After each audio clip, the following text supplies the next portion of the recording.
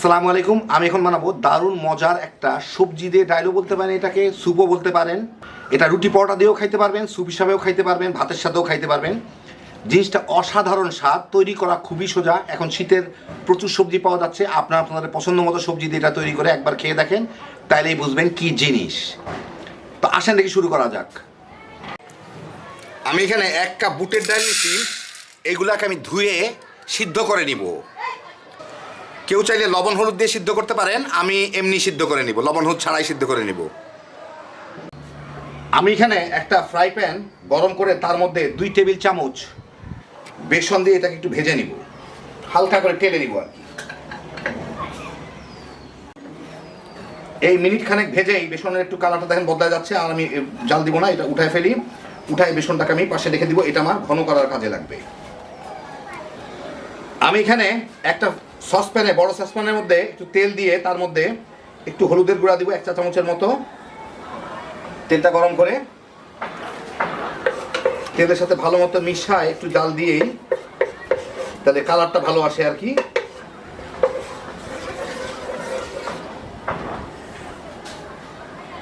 আমি এখানে কতগুলো সবজি রাখছি আমার পছন্দ মতো, প্রায় 1.5 কাপ করে আছে সবগুলাই। এখানে হচ্ছে মটরশুঁটি, গাজর, বরবটি, ফুলকপি, এগুলো আমি ভেজে নিব।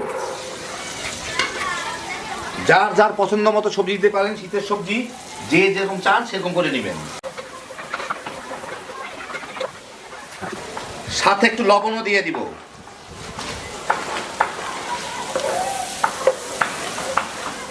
কিছুক্ষণ ভেজে এই ফুলকপিগুলো যখন একটু পোড়া পোড়া দাগ লাগবে, পোড়া পোড়া হইলে একটু ভালো ফ্লেভার আসে, তখন আমি এগুলোকে উঠায় ফেলবো। পুরা সিদ্ধ না হইলেও হবে, 70-80% সিদ্ধ হইলেই চলে। তেল থেকে আমি তুলে ফেলি এগুলো সবগুলাকে।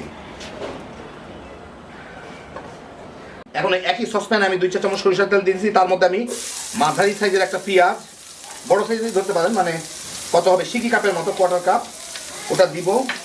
দিয়ে একটু এটাকে ভেজে নিব।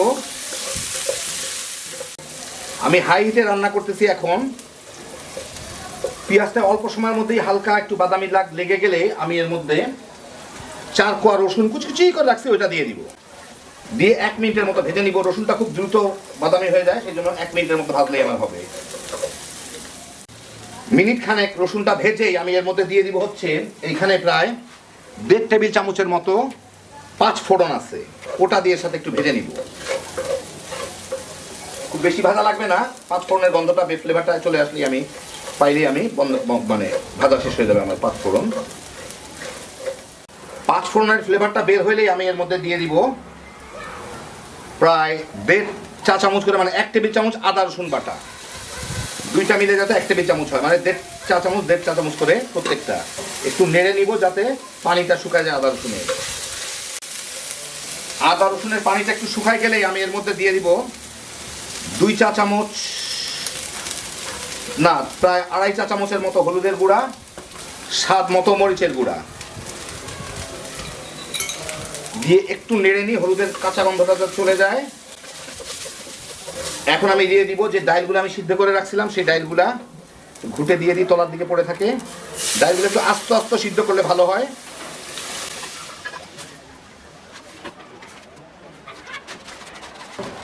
একই সাথে দিয়ে দিব স্বাদ মতো লবণ। আর আমি এখন কোনো পানি দিচ্ছি না, কারণ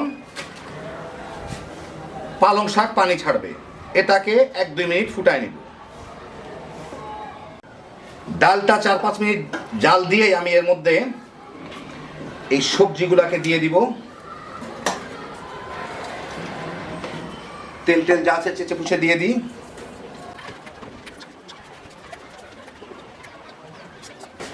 দিয়ে সবজিগুলো সিদ্ধ হয়ে যাবে খুব দ্রুত। এর মধ্যে আমি এখানে অনেকগুলা পালং শাক, 3 আটি, আমরা যে নর্মাল কিনি 10 টাকা দামের 3 আটি পালং শাক, আমি গোড়াটা ফেলে ধুয়ে ভালো মতো রাখছি, ওগুলা দিয়ে দিব। এগুলা পানি ছাড়বে, অতএব আর পানি দেওয়ার দরকার নাই। মানে একটু পরে আমি দেখবো যে পানি আরো লাগে কিনা, লাগলে দিব, না লাগলে দিব না। এটা যার যার পছন্দ মতো, যে যেরকম ঘন করতে চান।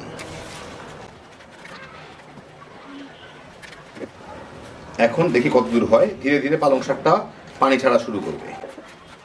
একটু তলার দিক থেকে নেড়ে দিতে হবে, তলার দিকে যাতে ডালগুলো আবার লেগে পুড়ে না যায়। দেখেন তলার দিকে ডালগুলো একটু ঘন ঘন থাকে, নিচে গিয়ে জমে থাকে।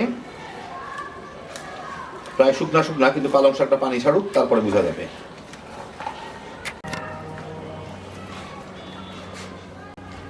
3-4 মিনিটের মধ্যেই পালং শাকটা নরম হয়ে গেছে, যা পানি ছাড়া ছাড়ছে। কিন্তু এখন যে পরিমাণ পানি আছে, আমি যদি এখন এভাবে রান্না করি এটা একদম শুকনা হয়ে যাবে, সেই জন্য আমি একটু পানি দিব।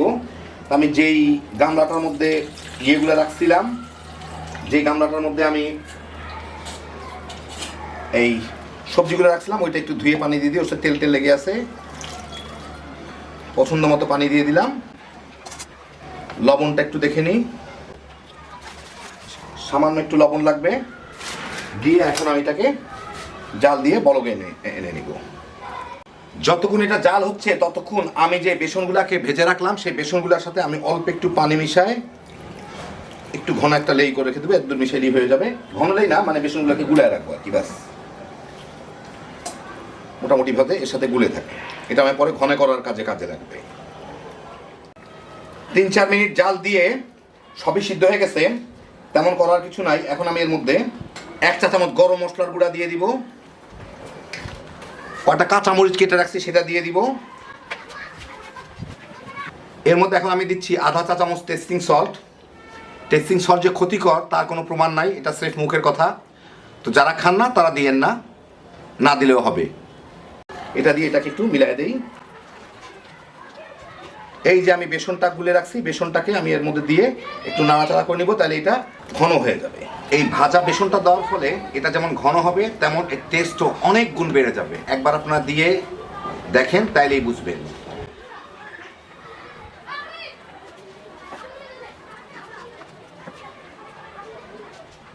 মিনিট খানেক জাল দেওয়ার পরেই হয়ে গেল। এখন আমি চুলাটা বন্ধ করে দিব।